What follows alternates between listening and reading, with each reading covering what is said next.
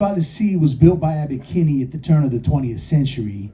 A utopian community modeled after its namesake in Italy, canals were cut through marshes as part of Kinney's quest to build Coney Island of the West. Beach cottages replaced tents, gondolas were in the canals, roller coasters graced the waterfront, gambling ships sailed in the ocean, escapism, the ethos, and prohibition.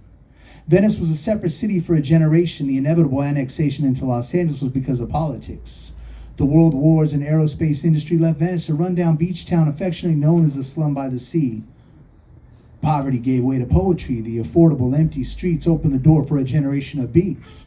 Beats, beats, beats, beats, beats. All I'm hearing is beats, the beat box, the beat don't stop. The holy barbarians of Lawrence Lipton gathered in the gas house in Venice West. It wasn't a place for squares to rest. They almost banned the bongos. Stuart Perkoff yelled poems non-stop. Poetry and live jazz was with Kenneth Rexroth. The lights went dark at Pacific Ocean Park. Jim Morrison and the Doors kept the flame alive. Dogtown and Z-Boys skated for their life. Redefine and skate cool in an empty swimming pool.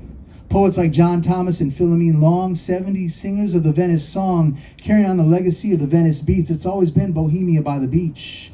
The flame stayed stoked at Beyond Baroque with poets like John Harris and Michael C. Ford. The Wednesday night poetry workshop bridged from poetry to punk rock.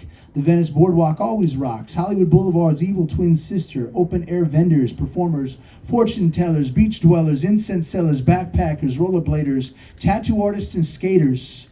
Drummers in the drum circle, weightlifters, Muscle Beach, the mecca of bodybuilding. Abbot Kinney, hipsters, homeless grifters, nomads living in vans, transcendental vagabonds. Any of you ever seen those transcendental vagabonds? I mean, I guess we're all one, right? Right here. Oh, these jackets, right? Man. All composers of the Venice song, walking through Venice, it's a coastal village. And before redevelopment, everybody was chilling. Now you got fortress architecture in the mix, international style and new brutalists. The shoreline crypts in Venice 13 have been on the scene for a few generations. Oakwood's seen gentrification. Venice's original area of African Americans now has wealthy landowners and McMansions. Small World Books. Hey, how many of you like Small World Books? Hey, they might have the best poetry section in the city. One of the best. You know, along Venice, Beyond Baroque too, but Small World Books has a killer poetry section. And The Talking Stick, bringing you back in the dense mosaic. Respect to Ordell Cordova and Nikki Black.